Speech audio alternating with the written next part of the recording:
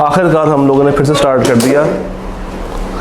ISA 320 के ऊपर बात करते हैं। हमने 240 का जो फ्रॉड वाला एक सवाल था उसको कुछ टाइम के लिए कैरी फॉरवर्ड किया है। 320 डील करता है किसको लेके? मटीरियलिटी को लेके। पहला सवाल मुझे लगता है बहुत मज़े का एक सवाल है, सॉल्व करें। क्या कह रहा है? वो कहता है कि आपने साबित करना है कि क्या ये 5 बातें सही हैं या नहीं है। 5 बातें सही हैं या नहीं है। अगर हम थोड़ा सा बोर्ड पे लिखें, देख लेते हैं।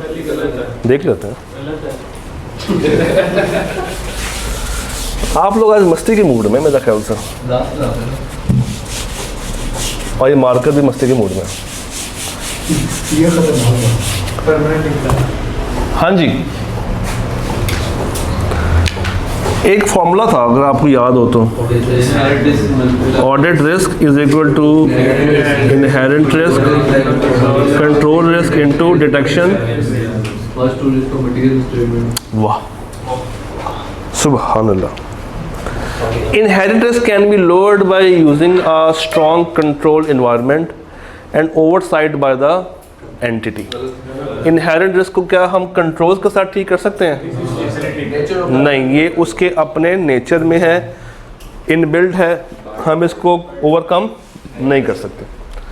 The audit risk is derived from the errors arising out of inherent risk which are not prevented detected by controls। वो कहना ये चाह रहा है कि इसके फॉर्मूले में ये आता है और ये आता है, इसके बारे में उसने कोई बात नहीं की, तो डिटेक्शन रिस्क भी शामिल होता है। फिर detection risk can be lowered by applying more substantive. बिल्कुल, ये बात तो उसने बहुत प्यारी कर दी। Higher the inherent risk higher the detection risk नहीं। और नीचे एक आधा छोटा सा न्यूमेरिकल है, इसके बारे में क्या ख्याल है? इधर करें। वो कहता है कि inherent risk has been assessed 50% and control risk 80%। हम लोगों ने ओवरऑल रिस्क लेकर आना है 10% का, तो बताएं डिटेक्शन रिस्क क्या 25% हो तो आ जाएगा? 50 का 80% कितना होगा? 40 और 40 का 25% कितना होगा? तो वो क्या मांग रहा है? ये हाँ 25 ही है, 25 ही है। अब ये जो सवाल है ना, ये ICAP की किताब की एक एग्जांपल है, बिल्कुल उसने उठा के कॉपी पेस्ट किया हुआ है यहाँ पर। तो कभी कभी ICAP इस तरह के सवाल पूछ लेता है। फिर कल एक आप लोगों ने सवाल देखा था चैप्टर नंबर 5 का फर्स्ट क्वेश्चन, जिसमें वो बात करता है प्रोग्राम चेंज मैनेजमेंट की, वो भी उसी की किताब की एक टेबल में मौजूद एग्जाम्पल से था। तो इस तरह के सवाल ICAP किताब को भी थोड़ा बहुत इनकॉर्पोरेट कर रहा है। तो जो एग्जाम्पल्स वगैरह होती है ना जो किताब में है, एक दफ़ा उसको पढ़ लिया करें। हैं? सिर्फ ये मांग रहे हैं कि क्या ये 10% आ सकता है या नहीं आ सकता। जी, पेज इस बुक में भी है, दिखाएं।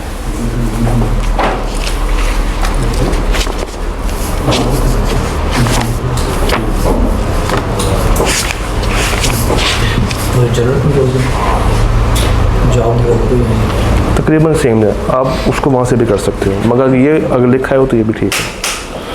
अच्छा, फिर इसमें कोई अच्छा सवाल ढूंढते हैं, एक आध और कर देते हैं ना, ताकि 2 कर लें या लास्ट कर लें। आप लोग बताएं कौन सा करना चाहते हैं। 2 कर लेते हैं। टीक पाकिस्तान लिमिटेड, आपने बताना है TPL, आपने बताना है कि जो बात जूनियर कह रहा है वो सही है या नहीं है। फिर आपने बताना है कि कौन से एडिशनल स्टेप्स आप लोग परफॉर्म कर सकते हैं। During the final review of the audit work, your team was informed that TPL uses a third party software जो कि उसके पेरोल की वर्किंग करता है। While checking the tax collections, they identified an error in the collection of monthly tax deduction from salary. The junior who performed the test extrapolated the error over the entire population. This resulted in an overall short deduction of 929.85. She concluded that the error was not material because the amount was less than the materiality set at the financial statement level of rupees 10 lakh. Further, she discussed this matter with the management, who has agreed to deduct the differential amount from salary of the next month and will deposit it into the government exchequer. Therefore, she concluded that no accounting adjustment is to be done for the year ended. 7 number के लिए बताएं क्या हो रहा है। बारी बारी चलते वन बाय वन। सर आपके इसके बारे में क्या विचार है? सारी बातें बतानी है आपने, जेनेरिक बात नहीं करनी। मुझे बताइए इसमें क्या क्या बातें आप बारी बारी आता हूँ, मैं बारी बारी आता हूँ, मैं बारी बारी आता हूँ। हो गया, आते हैं सर।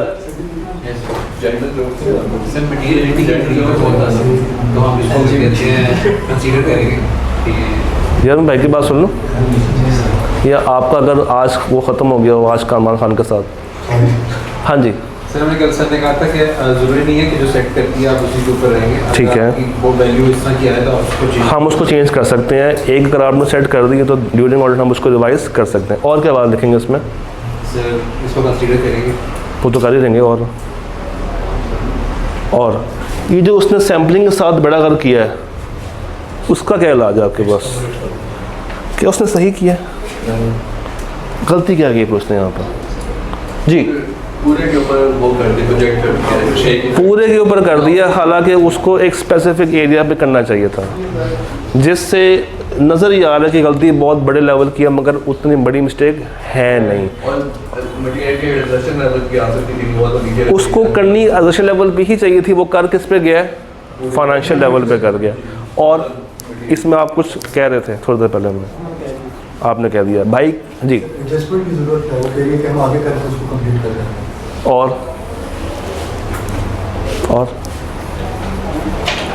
कोई बात इसमें ऐड करना चाहते हैं? हाँ बताएं। जी अच्छा जी सर, अब सारे किताबों में घुस गए हैं। मिस आपके कोई विचार इसके ऊपर?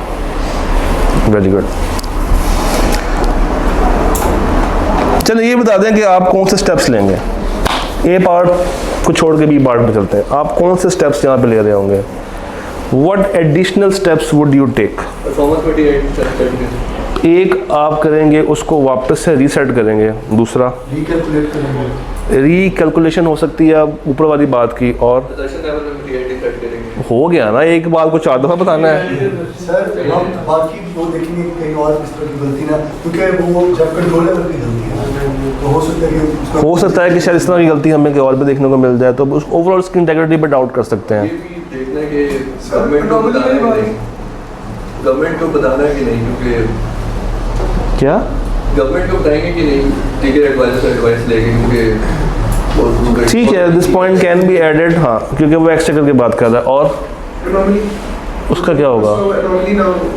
अनॉमली ये लग रही है क्योंकि उसने गलत काम किया है, गलत चीज़ को गलत जगह पर लाकर उसने क्लासीफाई कर दिया, तो this is actually an anomaly, जो कि फिर हम उसको सैम्पलिंग में से क्या करते हैं, एंड पे माइनस कर रहे होते हैं। तो ये इसने काम किया ही गलत है। तो जो बात आप थोड़ी देर पहले कर रहे थे, वो बात पूरे सिस्टम में अच्छा जी। और कोई सवाल करना है इसमें से, सैम्पलिंग में से? और सॉरी मटीरियलिटी में से कोई है मूड करने का तो बताएं। लास्ट देख लें, मुझे क्या करवाई जाए।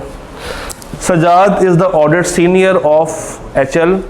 Upon his manager's instruction, Sajad had determined the acceptable level to be 10 million at the initial planning stage. However, at the time of evaluating the results of procedures carried out at interim, उसने उसको reduce कर दिया 7.5 पे। बताएं possible causes क्या होंगी जिससे उसने रिड्यूस किया हो? रिस्क ज़्यादा होगा जिससे उसने कम किया होगा। और परफॉर्मेंस मटेरियलिटी सेट करनी चाहिए थी यहाँ पे हमें ओवरऑल कम करने की बजाय एक टॉलरेबल लेवल या एक परफॉर्मेंस का लेवल सेट कर देते हैं। तो ये बताएं कि इसको रिड्यूस करने से ऑडिट रिस्क पे क्या फ़र्क पड़ेगा, उस इक्वेशन पे क्या फ़र्क पड़ेगा? डिक्रीज हो जाएगा।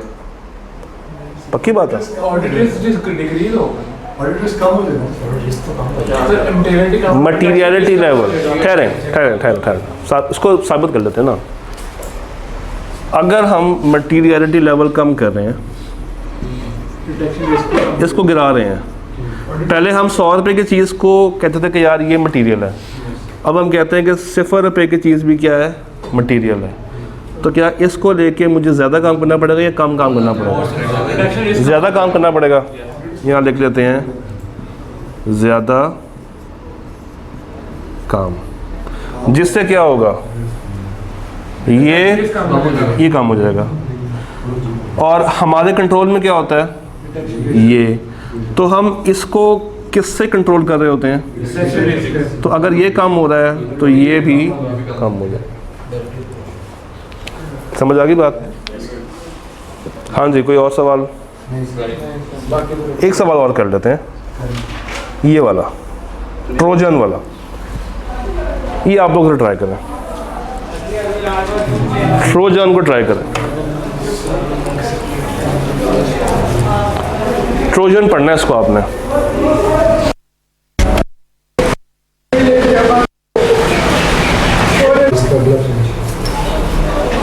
अपने पास कोई किताब नहीं है यार, खोल लो यार।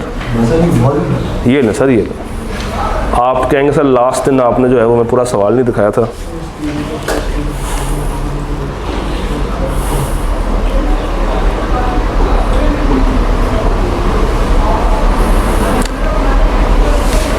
उस्मान भाई वो तो कहते हैं मैं 6 बजे से पहले जाना नहीं है। चाय बच गई मेरी एक, वेरी गुड। जो अभी तक सर्वाइव कर गया उसको चाय है। Again fraud is inbuilt. Pakistani अवाम है ना,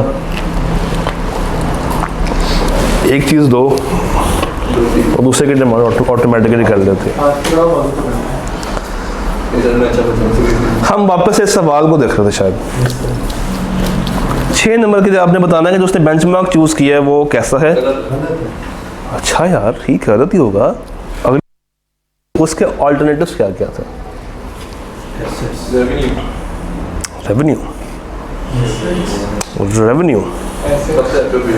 You are the manager responsible for the audit of a newly incorporated company, Trojan Limited. Following are the extracts. उसने आपको 4 बातें बताई हैं, रेवेन्यू, पीबीटी, एसेट्स और लाइबिलिटीज़। मुझे ये बताइए क्या ये चारों बातें हम इस्तेमाल करते हैं in order to determine materiality? चारों बेंचमार्क्स हैं? क्या ये चारों बेंचमार्क्स हैं? है। क्या ये चारों बेंचमार्क्स हैं? अब ज़रा एक काम करें, उस पेज पे जाएं जहाँ पे इसकी टिपिकल परसेंटेजेस डिफाइंड हैं। जाएं जरा उस पेज पे जाएं। ओ भाई 320 में है हमारे पास। वो कह रहा है 4 बातें हैं। एक है रेवेन्यू, उसके बाद क्या है प्रॉफिट बिफोर टैक्स, उसके बाद क्या है टोटल एसेट्स और टोटल 12,000, 72,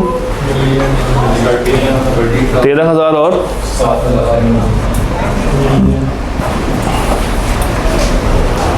रेवेन्यू को हम किस परसेंटेज के साथ मल्टीप्लाई करते हैं नॉर्मली? 1 to 5। हम इसको लेट से 1% कर लेते हैं। आंसर क्या आएगा? 12,000 का 1% क्या होगा? 120। और अगर ये हो 3% के साथ, फिर इसका आंसर क्या आएगा? 300। अच्छा, पीबीटी को निकालो ज़रा, वैल्यू क्या आती है? 3। एसेट्स को 1 है, पूरा 1 है, अप टू 1 है ना, मैक्सिमम 1 कर लेते हैं। क्या आएगा? और लाइबिलिटी को दिया हुआ यार, कितना? 1 ही कर लेते हैं ना। कितना आएगा? कितना? 70 हो गया। जी जी पता है 3.6 है। ये बताएं अगर वो पीबीटी को चूज़ कर रहा है ओवरऑल अदर बेंचमार्क्स जिसकी मटेरियलिटी लेवल सबसे ज़्यादा क्या है? कम है, तो इसका मतलब है कि अगर मैं इसको चूज़ करूं तो मुझे बहुत ज़्यादा काम करना पड़ेगा, एक्स्ट्रा काम करना पड़ेगा। 3.6 अपने अंदर बहुत ही कम लेवल है और इसको सेट करने का मतलब है कि हम करीब करीब एब्सोल्यूट की तरफ पहुंच रहे हैं, इतनी कम है। 120 से 360 से 130 और अगला लेवल क्या है? कितना फ़र्क है? एक सिंगल में है और एक 2 डिजिट्स में जा रही है और वो भी एक्सट्रीम। तो सवाल ये है कि क्या एक कंपनी जो कि फ़र्स्ट टाइम इनकॉर्पोरेट हुई है उसके लिए पीबीटी का इस्तेमाल सही है? नॉर्मली सही नहीं होता। वो ये भी सवाल में कह रहे हैं कि आप के चांसेस हैं कि फॉर द नेक्स्ट 3 इयर्स वो बढ़ेगी, तो हम उसके ऊपर भरोसा नहीं कर सकते कि बढ़ेगी या नहीं। तो हमें इसके अलावा कोई भी और बेंचमार्क इस्तेमाल कर लेना चाहिए। नॉर्मली अगर हम ये यूज़ करेंगे तो बहुत ऊपर है और ये भी आपस में करीब करीब ही हैं, तो दैट कैन बी इधर लाइबिलिटी और it can be revenue. Revenue ज़्यादा बेहतर रहेगा इस केस में। फर्स्ट ईयर लाइबिलिटी सही नहीं रहेगी, लाइबिलिटी भी सही नहीं रहेगी, इवन रेवेन्यू भी करीब करीब तो होगा मगर सही उतना नहीं रहेगा। फर्स्ट ईयर के एसेट्स भी कम होंगे, एसेट्स भी कम होंगे, लाइबिलिटीज़ भी नए नए तो कम होंगी, तो revenue can be used. Liability को कैसे कंपेयर करते liability can be your benchmark. क्यों नहीं होगा? चलिए आप बताएं क्यों नहीं होगा? नेगेटिव क्या? मतलब कि हम लाइबिलिटी के साथ कंपेयर करेंगे, जितनी लाइबिलिटी बढ़ती जाएगी क्या उतनी मेरी मटेरियलिटी बढ़ती जाएगी? तो जितनी कम करूँगा उतनी कम होगी। कंपनी का पहला साल है, नहीं पता कि आगे के स्टांसेस कैसे रहेंगे, बढ़ेगी या कम होगी, तो इसलिए बेंचमार्क है हम उसको इस्तेमाल नहीं कर रहे। और कर किसको रहे हैं? रेवेन्यू को, जो कि ये शो ज़रूर कर रहा है कि इस साल में हमें कम से कम इतनी सेल तो हुई है। अभी हमें ना आइडिया प्रॉपर्ली एसेट्स का है और ना ही लाइबिलिटीज़ का इतना आइडिया। स्टार्टिंग ईयर में एसेट लायबिलिटी ज़्यादा नहीं होंगी, अगर नए एसेट्स को चाहिए तो स्टार्टिंग ईयर में एसेट्स इतने ज़्यादा नहीं होते हैं। कंपनी आहिस्ता आहिस्ता अपनी इन्हांसमेंट्स करती है, एकदम से एसेट्स की भरमार नहीं करती है। हमने भी एसबीआई के अंदर आहिस्ता आहिस्ता सब कुछ कर रहे हैं। लाइबिलिटीज़ भी आहिस्ता आहिस्ता ही डेवलप होती हैं, फॉर द ईयर होती हैं।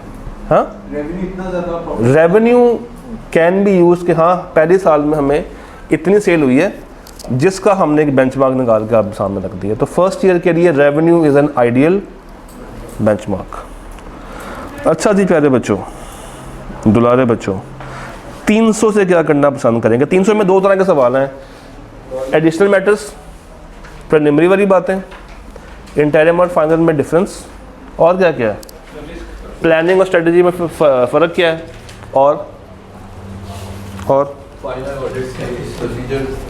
फाइनल ऑडिट के प्रोसीजर्स। तो इसमें 4 तरह के सवाल वो आपसे पूछता है टिपिकली, और ये होते ही क्या है? क्राइमिंग बेस्ड। एक वो पूछता है, किताब दिखाइएगा, कोई भी दिखा दें, इसके फर्स्ट पेज पे आए ज़रा। पहले पेज पे आएंगे ना तो आपको मिलेगी प्रीलिमिनरी एंगेजमेंट एक्टिविटीज़, ये उसका एक बहुत कॉमन सवाल है। उसके बाद नेक्स्ट पेज के ऊपर उसने आपसे एक दफ़ा स्ट्रेटजी बनवाई है, तो वो जो बॉक्स बना हुआ है उसको आपने अनफॉर्चुनेटली क्राइम की तरफ अगर जाना चाहते हैं तो चले जाएं, अगर लिख सकते हैं तो लिख लें, कोई मसला नहीं है। फिर उससे नेक्स्ट पेज के ऊपर इनिशियल ऑडिट एंगेजमेंट, ये बहुत दफ़ा वो पूछ चुका है। और एंड के ऊपर बेनिफिट्स क्या हैं अगर हम इंटरिम का इस्तेमाल करते हैं तो। फिर हाँ, एक तरफ इधर लिखा है, एक तरफ चैप्टर 1 में लिखा है, तो जब याद करना हो जब याद हो तो कौन सा करें? एक तरफ स्केप्टिसिज्म 1 में भी लिखा है, 3 में भी लिखा है, तो इंटरिम के लिए फिर आप एक काम करें, तो इसमें लिखा हुआ ना, अब वो याद कर लें, क्योंकि इसमें वो आपको बता रहा है इसके डेफिनेशन क्या है, प्रोसीजर्स क्या हैं और बेनिफिट्स क्या हैं। ये ज़्यादा इन्हांस्ड है as compared to first chapter.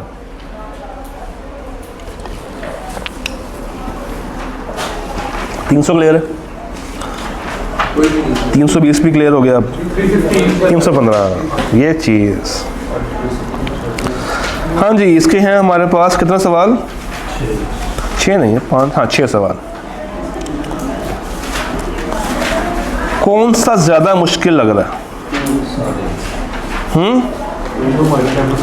जो हमारी, वाह, और अगर ना आया फिर 2 और 4 कर लेते हैं इसका। रिसेंट आया वो 2 और 4 रिसेंट तो हमने अलग से करना है। 2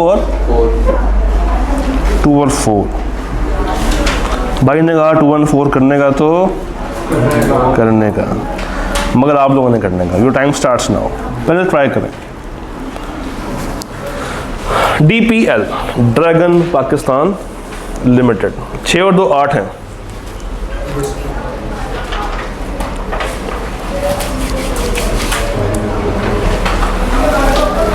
responsible for the audit of DPL a listed company. अल्लाह खैर करे इस कंपनी का, आपको बना दिया सीनियर। मुझे लग रहा है डाउट गोइंग है, सरना आप लोग करवा के आ जाए उसकी। DPL operates in a pharmaceutical industry which is highly regulated by government and heavy fines।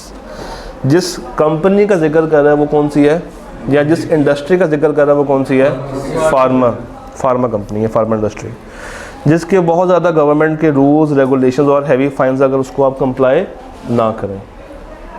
अच्छा, सवाल क्या है? Outline the business risk. ये पहला बिजनेस रिस्क है। तो आपने कुछ नहीं करना, आपने यहाँ से लेकर यहाँ तक आसान अल्फाज में लिख देना। तो सॉरी, यहाँ तक नहीं, यहाँ तक रेगुलेशंस तक। The raw material for the production of drug A is imported from Switzerland. Drug A has been underperforming for a number of years and is currently sold at a low margin.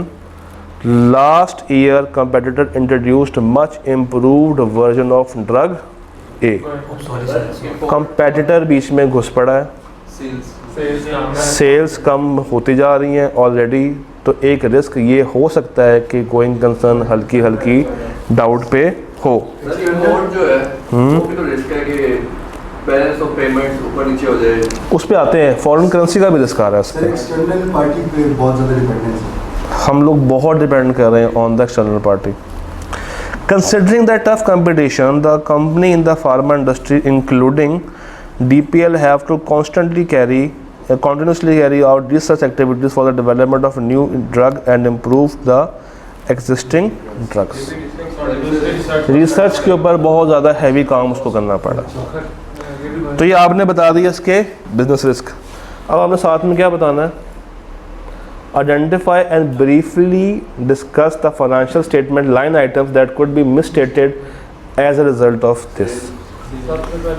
ऊपर से अब start करें ना। High regulations, इसमें क्या होगा? छोटी सी गलती भी है liability regarding fines, provisions on legal expenses, और आई सेंटेंस भूल गए, कंटिंजेंट लाइबिलिटीज, वो हिट हो सकती हैं। फिर उसके बाद क्या था? स्विट्जरलैंड से रॉब, यानी कि फॉरेन करेंसी, उसमें कौन सा रिस्क होगा? एक्सचेंज रेट सही नहीं लगा होगा, डिस्क्लोजर्स का मसला हो सकता है। और एक बात और हमने देखी थी, लो मार्जिन पे sale, cost of sales, sales का अपना इशू आ सकता है। इन्वेंट्री ओवर वैल्यू हो सकती है। वो चीज़ें अगर बिक नहीं रही हैं तो उसकी इम्पेयरमेंट भी, सॉरी NRV भी रिकॉर्ड करनी पड़ सकती है। तो ये मुश्किल अच्छा देखने में क्या है? पेपर आया स्प्रिंग 20 में, पहला सवाल और जिस सवाल रिस्क आ गया, बच्चे पहली लाइन पढ़ के ही फारिग, परेशान, हाथ पाँव कामने शुरू हो गए, एक ही हो गया, पहला सवाल रिस्क आ गया। तो कोई बात नहीं, जब दोबारा से पढ़ा, गौर से पढ़ा, तो ये सवाल उस काबिल था कि आप 8 में से कम 4 नंबर तो ले सकते थे। याद रखिएगा, कोई भी सवाल इतना ज़्यादा मुश्किल नहीं होता कि आप उसे आधे मार्क्स भी सिक्योर ना कर सकें। कम से कम आप हर सवाल से आधे नंबर ले सकते हैं। कभी भी उतना मुश्किल कोई भी सवाल नहीं होता कि आपको आधे मार्क्स भी ना दे पा रहा हो। तो इस तरह के सवालों को पहली गो में देख के एग्ज़ाम में परेशान नहीं होना।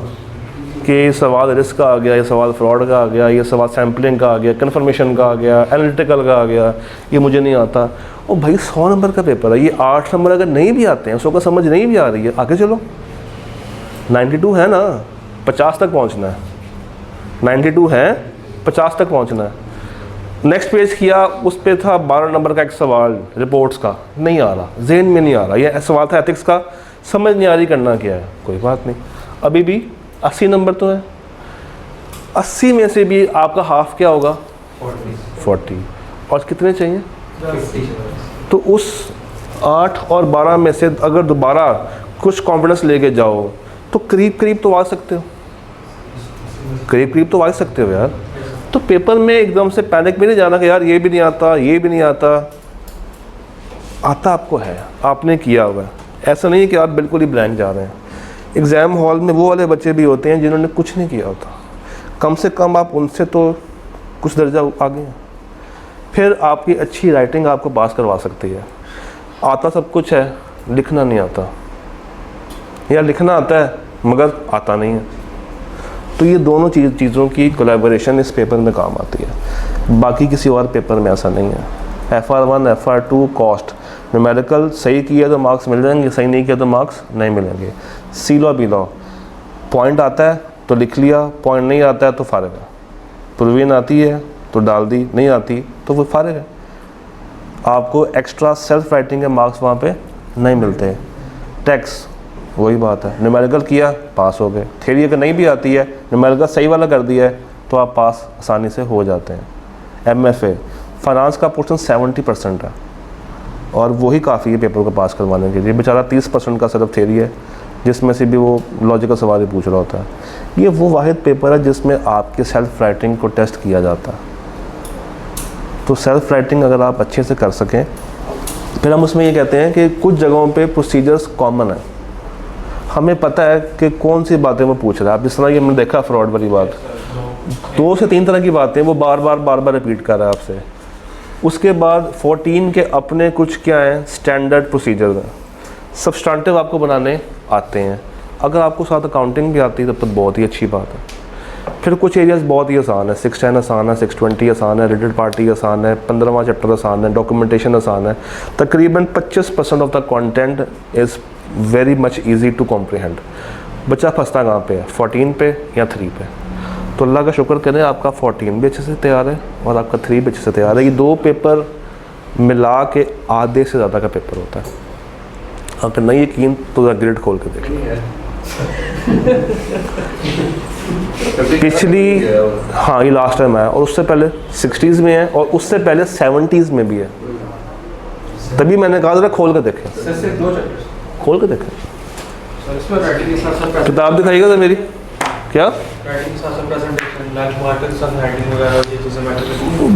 नहीं, एक ही पेन यूज़ करें और उसमें आप उसको अंडरलाइन कर दें। ये ना हो कि मार्कर साहब हेडिंग दे रहे हो, वो नहीं चाहता। वो चाहता है कि बस बच्चे ने उसको एक प्रेजेंटेबल फॉर्म में लिखा हो जिससे ये ज़रूर शो हो रहा हो कि उसको वो चीज़ आती है। वो खूबसूरती डिमांड नहीं कर रहा, वो आपसे अच्छी बातें डिमांड कर रहा। चेक किया किसी ने? कितने मार्क्स का? 57 उससे पीछे 40 समथिंग नहीं नहीं 39 और किताब दिखाएं एक सेकंड यार, आप लोग कंफ्यूज कर रहे हैं मुझे भी। नहीं नहीं ये दिखाना एक सेकंड।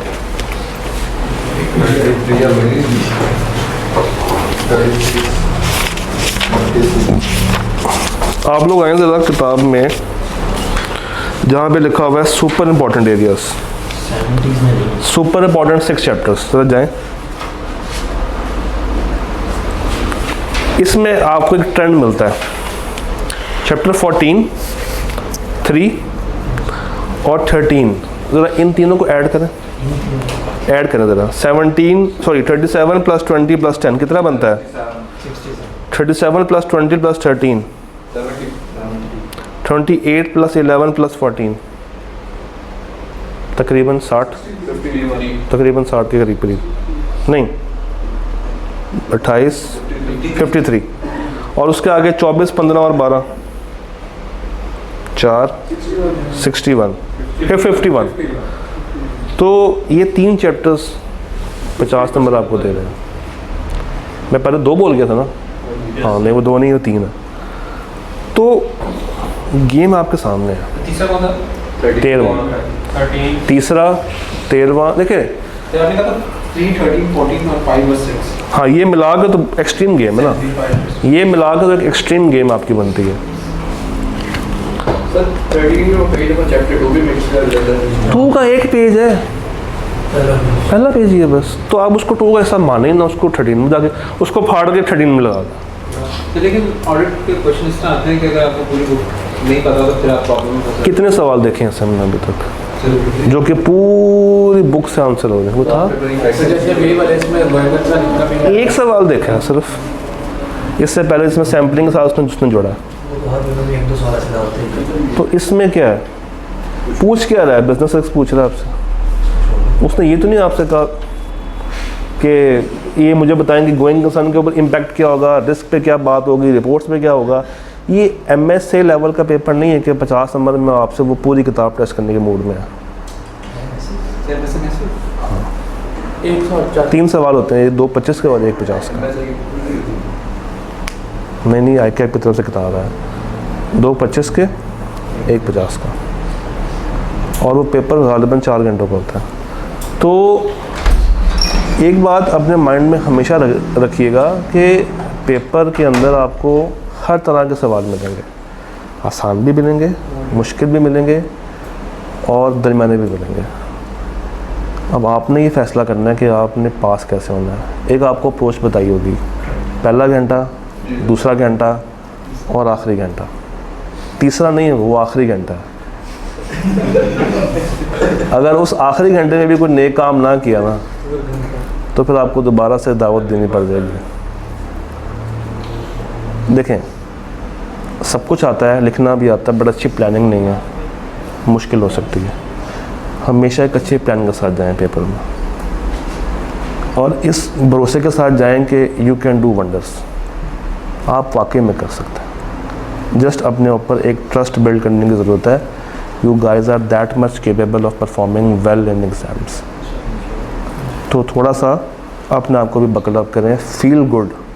जब भी कोई सवाल सॉल्व करें ना, फील मोटिवेटेड, बट ओवर नहीं हो जाना कि जी मैंने तो बस आग लगा दी है। और कोशिश करें कि जब आप लोग उसको रिवाइज़ कर रहे हो ना, तो सिंगल चैप्टर ना रिवाइज़ करें। अगर आपको बहुत ही कोई खौफ है ना कि सवाल मिक्स होके आ सकते हैं, तो आप 15 में से, खैर 15 नहीं कहना चाहिए, 14 चैप्टर्स को 2-2 की ग्रेड्स में तोड़ दें अपने पसंद से। जिस पैटर्न पर वीएन है उसी पैटर्न में आप उसी पे करें। मगर अगर आप थोड़ा सा पैटर्न चेंज करने में इंटरेस्टेड हैं, अगर आप थोड़ा सा आउट ऑफ द बॉक्स जाना चाहते हैं, तो किसी भी 2-2 चैप्टर्स का सेट बना लें रैंडमली। 1 के साथ 10 जोड़ लें, 2 के साथ नहीं ना, वो एक सेट ऑलरेडी है, 2 के साथ 12 जोड़ लें, 3 के साथ 15 जोड़ लें, और फिर सवाल रैंडम बेस पे करें, एक उसका एक उसका एक उसका एक उसका, ताकि आपका माइंड जंप कर रहा हो। एक सवाल एक एरिया का, एक सवाल एक एरिया का, फिर एक सवाल वापस आ गई किसी और एरिया का। इससे क्या होगा कि आपके माइंड की प्रोसेसिंग उस तरीके से भी होगी। एक स्टैंडर्ड पकड़ के एक तरह का सवाल कर लेने से बात तो समझ आ गई है, सवाल सॉल्व भी हो गया, मगर उससे क्या होता है कि आपका माइंड एक ही एंगल से चीज़ों को सोच रहा होता है। तो उसको भी थोड़ा सा चेंज करें, उसका भी थोड़ी सी एक्सरसाइज करवाएं कि वो स्टैंडर्ड्स में जंप लगा रहा हो। एक सवाल कर लिया 240 का, बाहर आ जाए एक सवाल फ़ौरन से कर लें एथिक्स का, वहाँ से बाहर आए सवाल पकड़ लें एक्सपर्ट का, फिर वापस जाएं फ्रॉड पे। तो give him a time to think between the standards. हाँ पूछो। एथिक्स में 2 वर्ड्स इस्तेमाल हो रहे हैं, एक फर्म और एक एम्प्लॉइंग ऑर्गेनाइजेशन। उससे क्या बात है? फर्म से क्या मुराद है? फर्म तो सब पता है कि एम्प्लॉइंग ऑर्गेनाइजेशन क्लाइंट। 2 तरह के बंदे होते हैं, या आप होते हैं चार्टर्ड अकाउंटेंट इन बिजनेस, या आप होते हैं इन प्रैक्टिस। तो अगर आप बिजनेस में हैं तो इट मीन्स कि आप क्या कर रहे हैं? अच्छा ये दोनों की बात कर रहे हैं, दूसरे की बात कर रहे हैं। पहुँच गए? इफेक्ट में बिल पड़ा है। शुक्र सर सर, लेवल कम हो रहा है। नहीं चैप्टर 13 वो पास पेपर के अंदर कुछ क्वेश्चन में लिखा हुआ है प्रोफेशनल कॉम्पिटेंस एंड ड्यू के, तो वो तो है नहीं है इसमें। है ना, है। ऐसे ना हो तो मैंने आपसे फिर कहा कि आपका लेवल शायद आप उस तरीके से उसको तो आपकी कैफीन लो है ना, तो चाय का हाँ वैसे अब दे देना चाहिए। हम लोग कितने हैं? 3 4 5 6 7 8 9 10 11 12 माइनस में 11। आपने नहीं पीनी? ठीक हो गया, बेहतरीन, पैसे बच गए। 10 आप जूस पियेंगे? ठीक है, मज़ीद पैसे बच गए।